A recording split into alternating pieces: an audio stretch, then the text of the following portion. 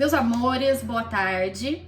Hoje eu vim falar com vocês sobre um filme que eu sugeri que assistissem lá no meu Instagram, que se chama Escorpião Rei. E tem um motivo pelo qual eu resolvi passar esse filme para vocês que vocês assistissem nesse período de suspensão. A história não é verídica, ela é uma lenda. Mas aonde a história foi gravada, aonde o filme foi gravado, é uma locação verídica. Então é realmente onde as pessoas da época lá da Mesopotâmia residiam de fato. Então tá lá tudo intacto. Então por que vale a pena assistir? Para ver o cenário, que não é um cenário fictício e sim real, os trajes, as formas de ganhar dinheiro que eles tinham na época, como que eram pagos os favores. Então vocês conseguem verificar umas questões relacionadas à cultura desse povo, para que vocês possam entender um pouco melhor como que se dava as penalidades, por que determinados crimes existiam. Então vale a pena vocês assistirem, tá? No caso do Escorpião Rei 1, que é o filme que eu vou falar aqui hoje com vocês, tem como personagem principal o The Rock, né, que todo mundo conhece com certeza, é um dos atores mais bem pagos de Hollywood. Ele é um mercenário que se chama Matthias, tá? E ele é um último dos acádios, é como se fosse ele mais algumas poucas pessoas que faziam parte do povo acádio. Esse povo nós não falamos em sala, então quem são eles?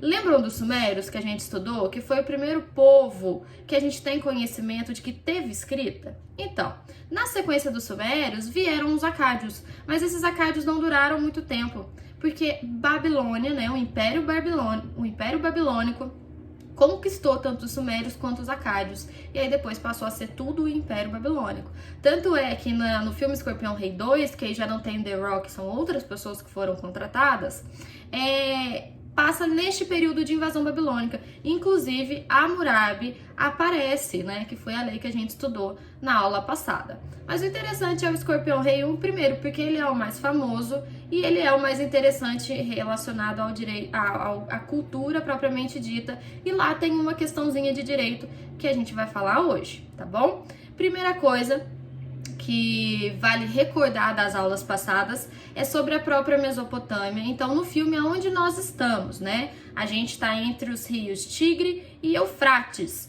Então, ali é onde hoje a gente conhece como sendo o Iraque, ok? Então, vocês podem olhar aqui aonde nós estamos situados no tempo e espaço naquele momento, certo?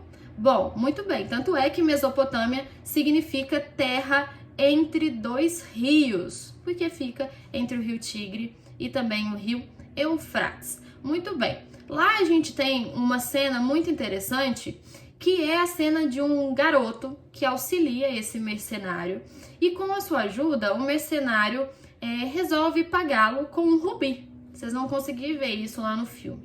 Entretanto, o menino é pego logo na sequência, sendo acusado de ter furtado ou de ter roubado aquele rubi.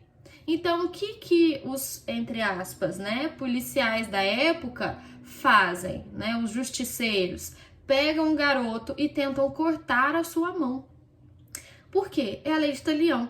Quem furta, quem rouba, terá a mão cortada, porque aí não vai furtar e não vai roubar mais. Então, seria a penalidade do garoto. No filme, ele não roubou e não furtou, ele ganhou aquele rubi.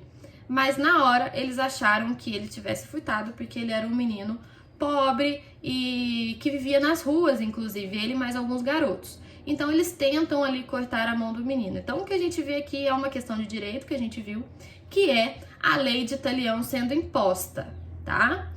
Agora, o filme tem um porém que me incomodou, e aí eu prefiro também justificar esse incômodo para vocês, para que vocês também tenham um conhecimento um pouco além do que a gente está estudando. No filme, vocês verão que tem uma espécie de cientista ali, de curioso, que trabalha para o rei da época, e ele está tentando fazer alguns testes com um pó preto que se chama pólvora, que hoje a gente conhece muito, né, na questão da balística e tal. E ele tá fazendo esses testes com pólvora relacionado mesmo ao armamento. Ele faz lá algumas explosões, e tudo mais. Pessoal, vale a pena a gente lembrar que nesse período nós estamos lá em 2000 a.C., mais ou menos, né?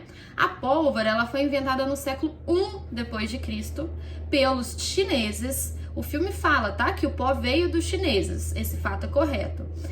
Mas foi no século I, não foi antes de Cristo. Foi na dinastia Han. E, na verdade, essa pólvora não tinha como finalidade o armamento.